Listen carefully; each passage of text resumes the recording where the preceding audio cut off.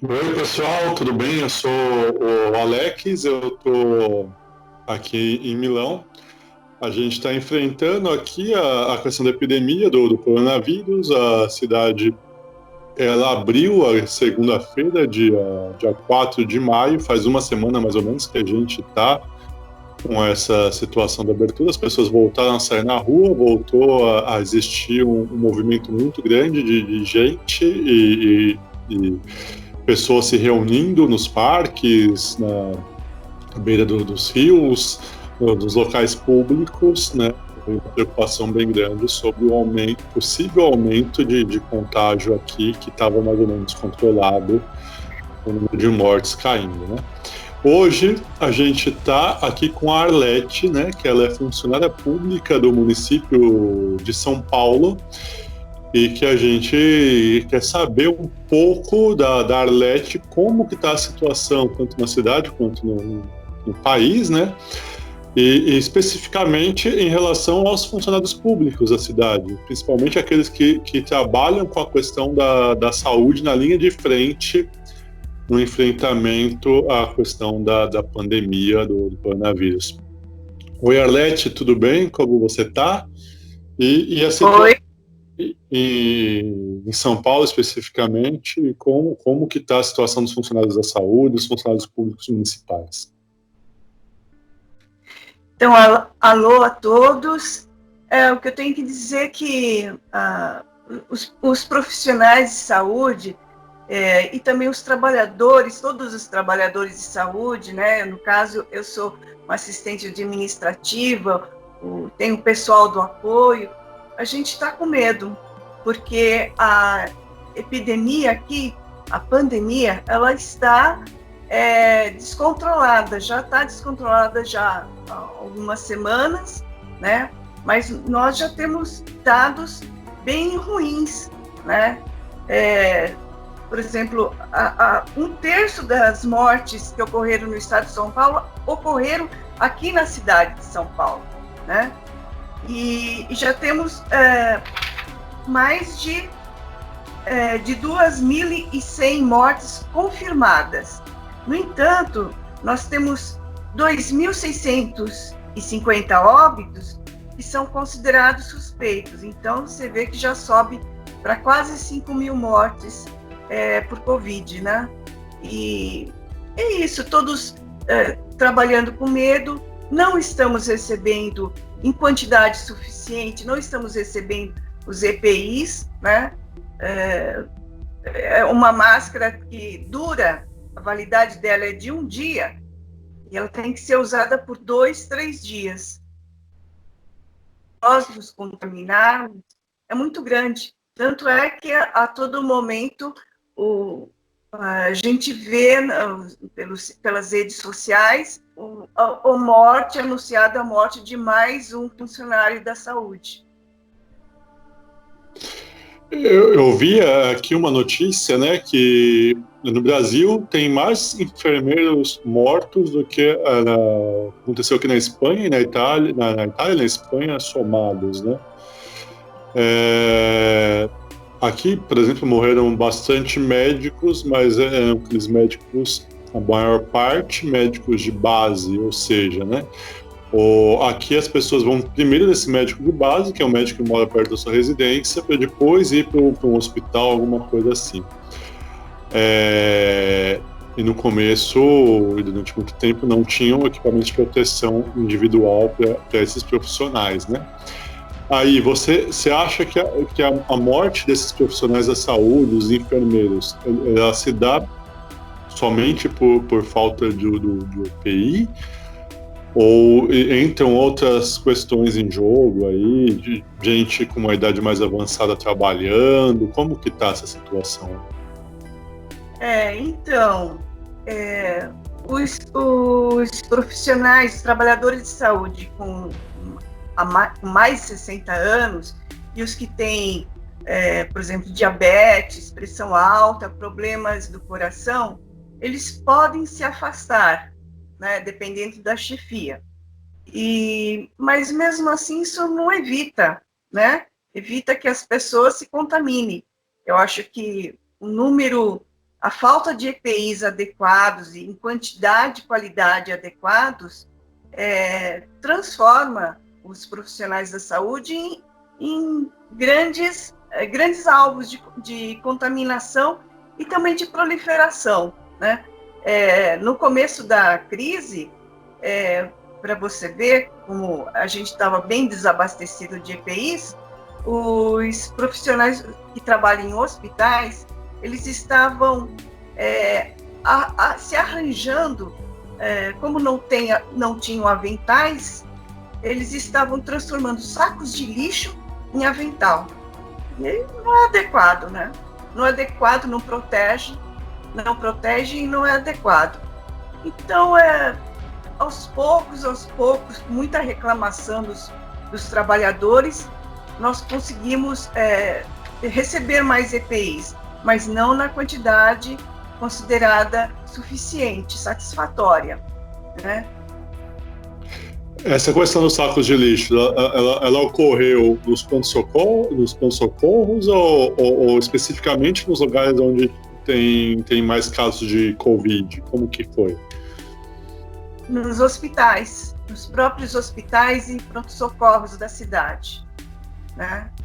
Houve uma denúncia nesse sentido.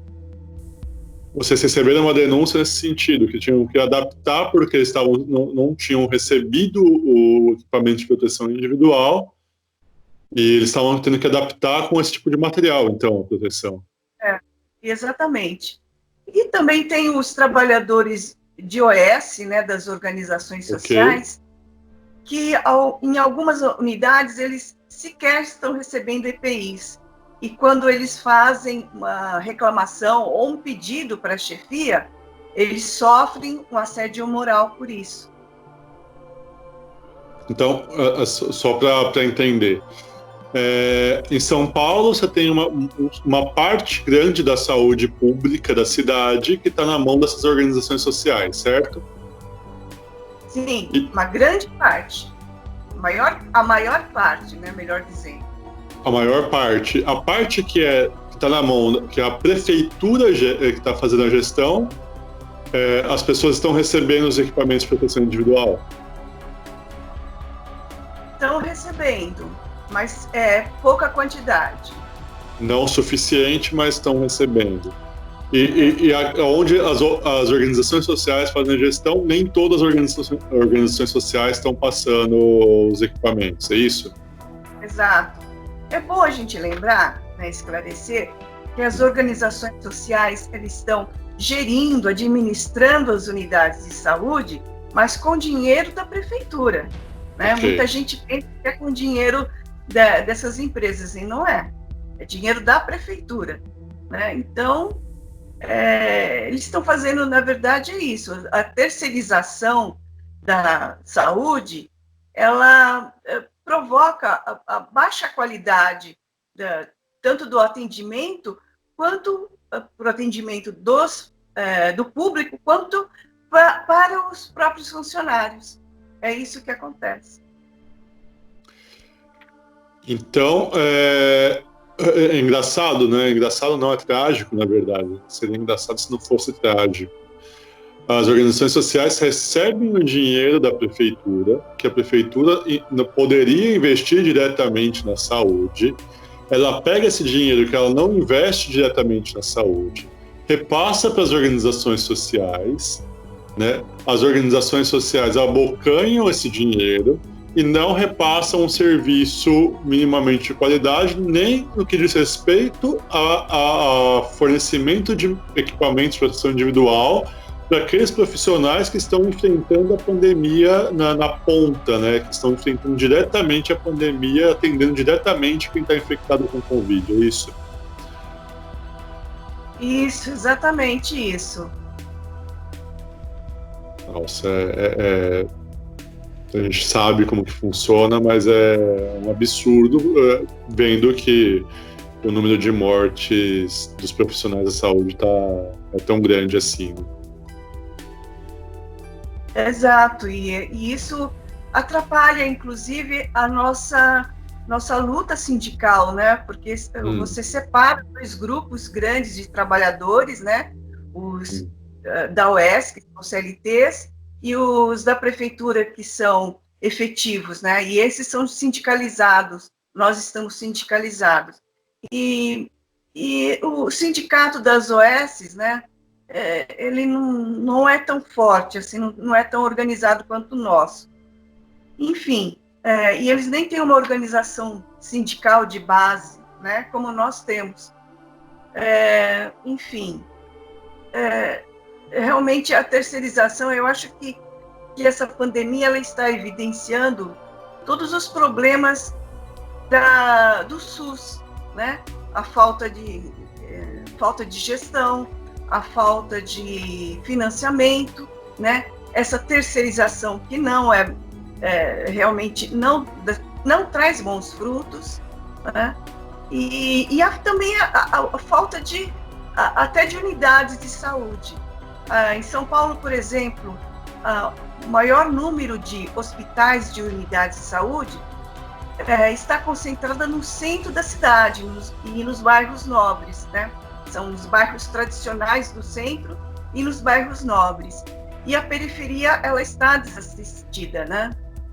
Eu acho que só Heliópolis, que a gente pode dizer que ela tem que vão montar um hospital de campanha, né? Tem um hospital Heliópolis, mas vão montar mais um hospital de campanha. Mas, por enquanto, é só isso, né? Tanto o prefeito quanto o governador de São Paulo ainda não abriram os olhos para a periferia, né? E é na periferia que está o maior número de mortes, né? De casos confirmados e maior número de mortes, né? E assim a pandemia ela está desvelando a desigualdade social que existe na nossa sociedade. Eu estava vendo um dado que, ao contrário daqui que aconteceu, por exemplo, que aqui morreram mais velhos, né? No Brasil, o corte de classe, né? Os mais pobres estão morrendo mais do que os mais velhos. Sim. Sim, e já está sendo, na prática, um motivo de escolha, né? Como o número de mortes, o número de casos confirmados ou mesmo suspeitos pelo Covid-19, está um aumento muito grande de pessoas internadas, né? Então, quem tem menos chance de ser internado? Quem é pobre, quem mora na periferia, né? E depois, os mais idosos, né? Isso aconteceu em vários países, inclusive lá na Itália, né? E tendo que escolher quem ocupasse a vaga de UTI, os médicos preferiam dar a vaga para um mais jovem, né? Do que para um idoso, né? Mas é horrível, né? É uma escolha horrível de se fazer. Sim. Aí acho que a questão né? Você tem uma população de 150 milhões de pessoas, mais ou menos, que ela tem que usar o SUS, e que até o início da pandemia tinha 15 mil vagas de UTI para adulto do SUS, né? Por outro lado, você tem uma população de cerca de 50, um pouco mais de milhões de pessoas que tem plano de saúde privado, e que tem acesso mais ou menos, tinha no início da pandemia, 25 mil lugares de UTI. Então, para quem tem um plano de saúde e acessa a rede privada, a proporção entre leitos de UTI e a população é mais ou menos igual à proporção do sistema de saúde da Alemanha, né? Só que para a maioria da população, a proporção é muito, muito menor, né?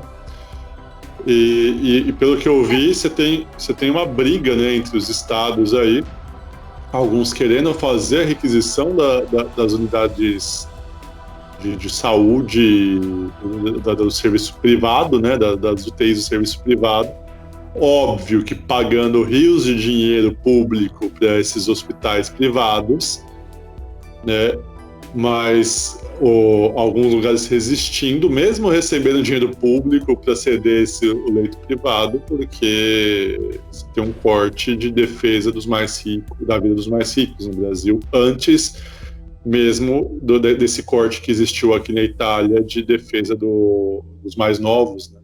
Primeiro os mais ricos, independente da idade aí no Brasil, né? Depois os mais novos, né? Mais ou menos isso que está acontecendo aí, né? Exatamente. O grande problema do SUS é que se privatiza o dinheiro que é investido, né? Então, uma forma de se privatizar é alugar leitos de UTI ou leitos mesmo para internação em hospitais particulares, sendo que essa foi a primeira preocupação do novo ministro, né, da Saúde, Taish. A preocupação era com os hospitais particulares, que eles iam poder sofrer economicamente, né, com a crise. Essa era a preocupação dele. Então, uma saída é realmente contratar os leitos, né, alugar os leitos, e isso não é muito transparente. E também você não tem muito tempo de haver uma reação da população quanto ao quanto está sendo pago por esse aluguel dos leitos, né, dos leitos em hospitais privados, né? E lembrando aqui, quero lembrar o absurdo que na cidade de São Paulo nós temos pelo menos 3 hospitais que estão fechados há muitos anos por disputas. O Hospital Sorocabana, na Zona Oeste, ele está fechado há uma década por uma disputa entre a Prefeitura e o Estado de São Paulo, que não se entende quem é que vai gerir e quem vai reformar. Está lá abandonado. Temos o Pan-Americano também, e deve ter outros pequenos também que o SUS poderia, de alguma forma, tomar para si a administração e colocar, fazendo uma reforma básica e transformar em hospitais de campanha, né, para acolher essas vítimas da Covid-19. Aqui aconteceu a mesma coisa. Durante anos, aqui na Itália, você teve uma diminuição do número de leitos do sistema de saúde italiano e fechamento de hospitais. E na hora de construir novos postos, né, aqui na região da Lombardia, que é a região que foi mais atingida pela pandemia, né, o governo da região, que é um governo de uma direita tosca, não chega a ser nível Bolsonaro, mas chega próximo, resolveu construir vagas, vagas de UTI num centro de convenções, né? A princípio falando de 400 vagas, mas no final agora tinham 10 pacientes num hospital improvisado no centro de convenções que custou 21 milhões de euros. E tinha um monte de hospitais que foram fechados e que eles não reabriram com a pandemia. Um negócio do nível do absurdo, que eu acho que é a mesma coisa que você está falando, que aconteceu aqui, que reflete, no fundo, a política neoliberal adotada aí e aqui, né? E eu fiquei sabendo, assim, né? Você podia informar a gente sobre a questão dos corpos, né? Como que está sendo lidar com a quantidade de corpos aí e como a prefeitura está orientando os funcionários da saúde a trabalharem com os corpos de quem morre com o coronavírus? Os cemitérios municipais abriram uma quantidade enorme de covas, né, para receber esses corpos, né, esses mortos, mas espera-se que haja um grande número de mortes que não vão poder sequer passar por um IML, sequer passar por uma confirmação se foi Covid-19 ou qualquer doença. Quem morrer nas suas casas, o SAMU vai até lá e ele vai fazer a própria preparação dos corpos e já mandar para o cemitério. E as pessoas é que vão registrar, os parentes que vão registrar na delegacia a morte, né? A morte sem ter um laudo confirmatório, né? Então, isso, sem falar que nas UBSs, quem morrer nas UBSs também, os corpos serão tratados pelos funcionários das UBSs. Então, o tamponamento, toda a preparação, inclusive ele vai ser embalado, o corpo vai ser embalado, isso feito por funcionários que não estão acostumados com isso, não foram preparados para isso, e eu não sei, não tenho certeza se eles receberam o equipamento, que é um equipamento especial, né? Mais adequado para a preparação dos corpos, né? É uma situação, nós estamos numa situação crítica, caminhando para o pico. Nós faz já um mês que nós estamos ouvindo isso. Essa semana que entra nós atingiremos o pico. Não, vai ser na próxima. Então estão prometendo para agora no final do mês de maio. E assim, cada vez mais a curva está assim, não é uma curva, ela está indo em linha reta para cima, né? E não sei o que nos espera, né? A gente tem um sentimento de medo e de pessimismo quanto ao futuro, né? As pessoas aqui na cidade de São Paulo não estão aderindo ao isolamento. A taxa de isolamento chega a 45%, 46% em média por dia, né? E se não atingir no mínimo 50%, é bem provável que seja decretado o isolamento total, né? O chamado lockdown. Né? Então, é isso que nos aguarda. Tá. E para ir finalizando, né, aqui, para não ficar muito, muito longo, né, você acha que essa postura do governo Bolsonaro, desde o começo da pandemia, não dá a devida importância para o que está acontecendo e insuflar uma parte das pessoas a se colocarem contra o isolamento físico, né? Mais do que social, é um isolamento físico, né? Você acha que essa postura do governo, ela contribuiu ou está contribuindo para que esses casos não diminuam, para que essa curva não seja mesmo uma curva, seja uma linha reta em direção ao céu, né? Mais ou menos o que está acontecendo por enquanto no Brasil? Com certeza, Alex.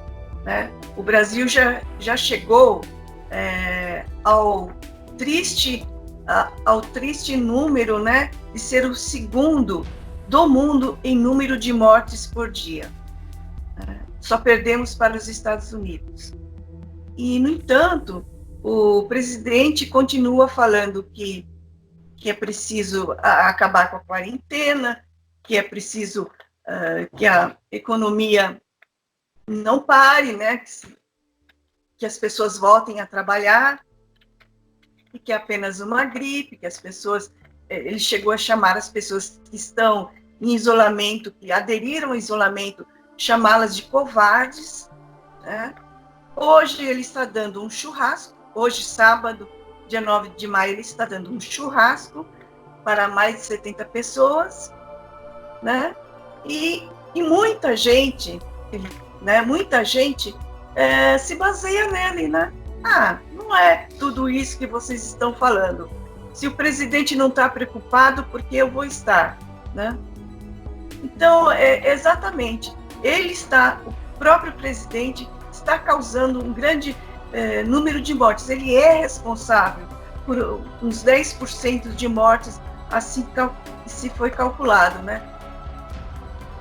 Então é uma situação muito, muito difícil, porque nós temos o presidente contra nós. Ok. O chefe de Estado que nesse momento deveria dar orientação clara para as pessoas, né?